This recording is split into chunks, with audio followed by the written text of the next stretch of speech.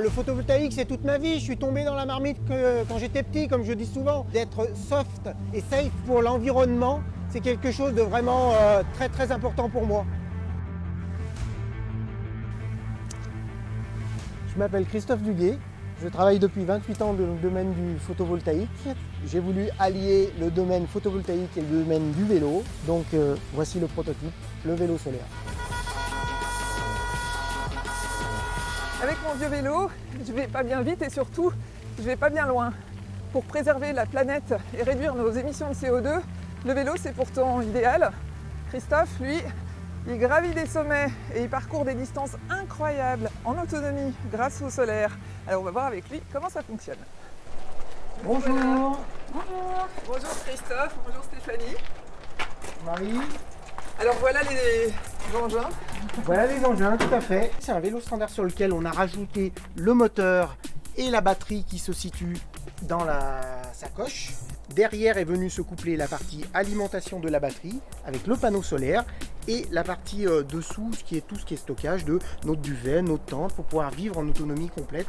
Et ça vous permet une autonomie de combien de temps? Vous avez une idée? Alors si on est, on va dire, sur quelque chose de vallonné et qu'il fait un temps magnifique, qui fait très beau, ça nous est arrivé lors du dernier Sun Trip avec Stéphanie, on a fait 177 km.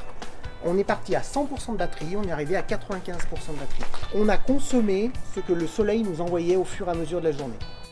Sun Trip, donc c'est une boucle en Rhône-Alpes-Auvergne, entre 1200 et 1500 km. Nous on a fait 1500 km et on a réussi à faire du 100% solaire, donc on n'a jamais rechargé sur le secteur. On a fait tout ça en autonomie complète et c'était super quoi.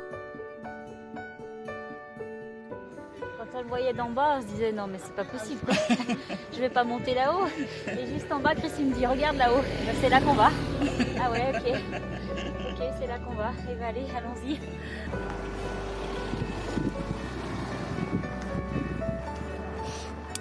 Je mène ma vie vers ça.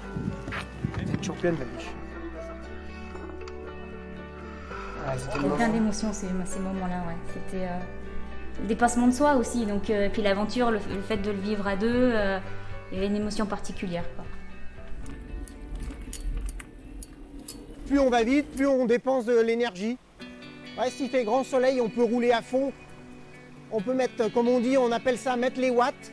On consomme, mais on sait que la batterie va être rechargée derrière.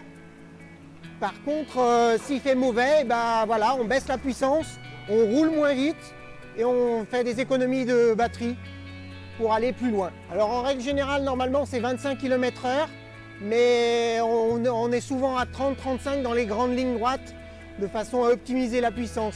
C'est un vélo pour l'aventure, hein. C'est pas un vélo de ville pour aller au travail tous les jours et tout. C'est vraiment un vélo itinérant pour voyager, profiter, avec toute sa charge, son encombrement, mais sa tente, son duvet, pouvoir partir à l'aventure de façon écologique et propre.